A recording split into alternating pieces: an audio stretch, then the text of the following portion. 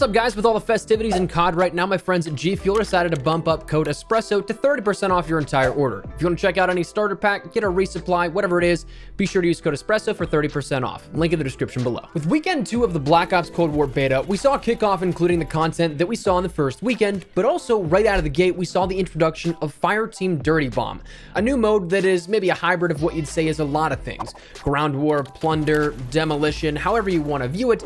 The large-scale battles, though, take place on our new maps of Ruka and Alpine, which introduce a new way to play within Black Ops Cold War, but have several features about it that look to be really, well, Warzone-esque, or at the very least, Blackout-esque. Now, I'm not a betting man, but if I were, I'd wager to guess that this has something to do with Warzone and Black Ops Cold War, either past versions or coming versions of it. What exactly? Well, that's what we're going to discuss in this video. As we go along, let me know your thoughts down below. How do you think this ties into Warzone? Again, either the past or the future coming content with it, if it does even at all. As well, if you are new to the channel, do be sure to hit the subscribe button as we're on that road to 400,000 subscribers. With launch right around the corner, we'll keep you up to date with all things you need to know in relation to Call of Duty Black Ops Cold War, Warzone, and Modern Warfare. But anyways, let's talk about Warzone and what this could mean. Now, I think it's safe to say that Warzone, of course, is a big question mark right now, at least the future. Warzone launched to critical acclaim and a huge surge in player base given, again, its free-to-play nature. And that wild popularity was certainly anticipated as, from internal and quarterly earnings reports, Activision heavily invested into Warzone, not only technically, but also in relation to long-standing and coming support for the application, with it being on record that Warzone will be supported for years to come and being the through line between franchises, that being Modern Warfare, Black Ops, and any other IP that comes in the future. But for ages, the question has been really, well, how does that even work? And that's a very valid question. I mean, even fundamentally, the games which we have are two very different games. Mechanically and art direction-wise, Infinity Ward and Treyarch have always differed. Sometimes in great difference, sometimes minor, but differing all the same. Now, it was easier to theorize how it would work before we got our hands on with Cold War because we had no idea if the game would be utilizing the new engine that Modern Warfare was built on. If that were the case, it'd be as simple as keeping the same mechanics, putting in new assets, maybe a new map, maybe a little bit of a storyline, and Warzone stays the same. It's a win-win at that case, but that's not how it works, especially now that we know about this game. The most recent rumors have hinted towards Warzone, well, staying as is. Same mechanics, grittier art style, gunplay, balancing, basically Modern Warfare, but Cold War would essentially be DLC for that, with weapons ported over to Warzone and the Modern Warfare engine to perform and act as weapons do in Modern Warfare. So logistically, that seems like it'd be a nightmare, and right now, that is only a rumor, but given that we know of these vast differences in fundamentals of each core of the game, it's not entirely crazy to consider. That rumor continues on to discuss the prospect of the map of Verdansk simply evolving over time and maybe having a new map eventually, but not necessarily immediately. Kind of a slow burn into something else that we'd see maybe a few months from now. Now, how much validity does that have? Well, the track records of leakers who brought this to light have checked out, so I'm at least inclined to hear it out. But then we play Fireteam Dirty Bomb, and we see how much stuff is actually built for what one would consider a battle royale. You have things like armor plates, armor satchels, vehicles, the same exact parachute mechanics but refined for Modern Warfare, both teammates and self-revives. We'll explore the idea in a minute or two, but one could maybe argue, okay, that's leftover legacy code from Blackout that they're repurposing for a new experience in Call of Duty. Now, if there were no objections or anything that was a glaring contradiction to that, I'd easily concede and agree with that. But things like the parachute mechanic, that's refined and brand new. We had the wingsuit in Blackout. The armor plates, sure, we had those in Blackout, but this feels like kind of a hybrid between those mechanics and animations of Blackout and Warzone. Not to mention, there's now a satchel that allows you to hold more, which was introduced in Warzone. Self-revives also were never a thing in Blackout, and the maps. I mean, we talked a few weeks back about Fireteam Dirty Bomb having these big, large-scale maps, and it's something that's entirely different from traditional MP, something also like we saw in Ground War. Well, in Ground War, those maps ended up being part of a larger world, that being Verdansk. From the beta, we had a playable portion of the Battle Royale that was yet to be announced, in Karst River Quarry. It was simply just cut out and made to be its own thing, playable in traditional, or I guess semi-traditional MP because it was 32v32. This is exactly what Fireteam Dirty Bomb feels like to me, cut segments of a larger world. And this is exactly how it started for Modern Warfare, disconnected solo large maps. So with the mechanics, new maps, and what could follow the exact same pattern of Ground War for Modern Warfare, does this mean that we could be prepping Cold War for Warzone's introduction? I think to some extent it could be both yes and no. First, let's start out with the map. Right now, perhaps the biggest counter argument for this not being a Warzone map is that each of these maps we see, like Ruka and Alpine, they're so massive and don't connect to anything in the distance.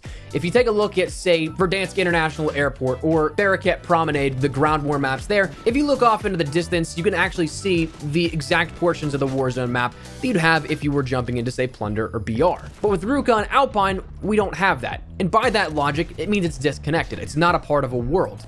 If so, we'd see those other portions off in the distance, right? Well, not quite. In fact, it was even confirmed in a discussion with the developers that Karst River Quarry was always planned to be a part of Verdansk, but if you took a look at it from the beta and even to now, we didn't get any connection beyond the out-of-bounds portions of that map. But let's assume these actually do all go together. Well, it actually would make sense, not only because we've seen this sort of rollout before, but also because there was a map leaked months ago that was rumored to be Black Ops Cold War's Warzone map. And interestingly enough, our locations in Fireteam called Ruka and Alpine are both included in that map, with Ruka even being named Ruka on the map. And again, this is months ago. But what's even more interesting than that is that while Ruka's top-down perspective isn't the same, it actually looks like it's relocated in where that named location was, from what was previously a small town to what is now a wooded forest. Alpine's top-down view in this leaked Warzone TAC map is identical. So one could easily consider that this map could be coming in that case, right? This looks to be that exact portion. Well, leaker of the Modern Warfare 2 Ghost also seems to believe so, stating that the last he was told, the new Black Ops Cold War Warzone map is probably not coming until about 3 months after release, Q1 of 2021. And I think admittedly, that kind of makes sense. One of the things that Warzone I think did incredibly well was kind of break up the monotony of the Call of Duty cycle, if you want to call it that, where players were amped up for the next game right around this time of year every year, getting pumped for the launch in October or November, grinding out the game, love it or hate it for a few months, then come maybe 4 or 5 months into the game when the first and second DLC has come and gone. It's kind of a graveyard for the next 6 months, where it drags on and we hope for any information on what's next in the grand scheme of the next game's launch. But with Warzone, we saw that cycle chopped in half, because right when things started to get stale in Modern Warfare, bam, that's when Warzone dropped in March, and it was the equivalent of a launch even in the middle of a COD year, and everything boomed again. So to be able to take that player retention, have it much longer by simply releasing something halfway through the year is brilliant on Activision's end, even though it may suck because we're all waiting to see what happens next. If we were to say theorize that Cold War would immediately update Warzone with what we have on offer for the next year. But mechanically, that still also doesn't make a whole ton of sense when we jump over to this topic of discussion, because we have all this stuff at base levels, the fundamentals that just wouldn't match up. A prime example, and one that I always go to, is the fact that in Black Ops Cold War and Black Ops 4 and Black Ops 3, you can swim. But in Warzone and Modern Warfare, your super soldier has this ungodly allergy to water, in which if he even touches a single drop, well, he dies. So those base mechanics, while maybe not necessarily needing to be utilized, that leaked Warzone map did have a massive lake in the middle of it, or slightly off from the middle of it, so that wouldn't add up. And other things like movement, other things like gunplay, they don't exactly correlate one-to-one. It'd be as if you played Blackout and then went to play Warzone. It would just feel like two different games. So to take that free-to-play player base and subject them to an entirely different fundamental of a game and how the core mechanics work, that'd be a shock to a lot of their systems. You and I may not be bothered by that because we play the game on a regular basis and we can easily hop back and forth between one or the other, but it would definitely create another learning curve, which could be off-putting to some of the free-to-play player base, which is a lot of people. We say some, but that equates out to millions of players. So I think perhaps the key to understanding further is just something we don't have access to just yet. Will Warzone be handed off to Treyarch for a year? Will we see the mechanic systems in place shift after the launch of Cold War? That's the big question. And if not, then we could perhaps think of maybe an alternative theory behind why this looks so Battle Royale worthy. A while ago, there was this rumor before we knew of Black Ops Cold War, before we knew anything about this coming year's COD, there was a rumor that Blackout would be making a return in some capacity. It never stated how, and no one really knew what that meant, especially being shortly after the launch of Warzone, a heavily invested in free-to-play application. But it had some meaning behind it. And I know that before Warzone was ever announced, people at Treyarch were definitely interested in continuing Blackout, to rebuild it and to reintroduce it with their next title, but it was of course pending the approval of whatever the business ended Activision wanting to do. And with the launch of Warzone, that very well could have scrapped the return of a full-fledged Blackout or full-fledged Treyarch BR. But with the game already being in development and likely having some bone structure to what would be a Battle Royale, all that work could be lost if not transitioned into something else.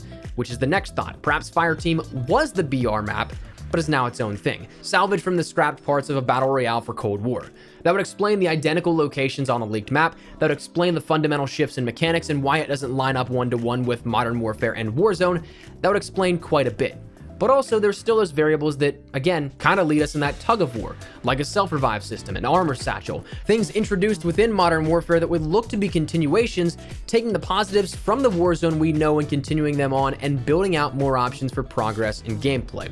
So I guess the long and short of it is that right now, Fireteam looks to have some secrets. It looks to have something going on here, whether it was the result of a scrapped version of Battle Royale or if it's foreshadowing the coming of another version of Battle Royale.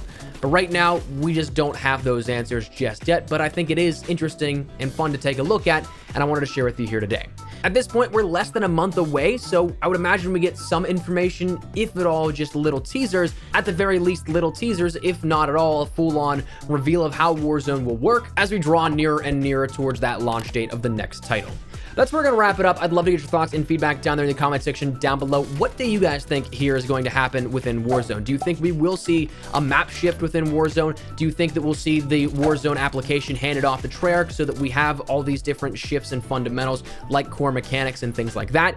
Whatever it is, let me know your thoughts. But hopefully enjoy the video. If you did, make sure to drop a like down below. And of course, if you're new to the channel, make sure you guys subscribe so you don't miss a single thing regarding all things Black Ops Cold War, Modern Warfare, and Warzone as we round into an exciting couple of months here coming up. If you also want to follow me over on Twitter and Instagram, those are the best places to get connected outside of YouTube. Practically live on both those. If you guys want to strike up a conversation, ask me a question, whatever it may be, that link is down there in the description below. That said, thanks so much for watching on Espresso. I'll see you guys later. Take care and peace.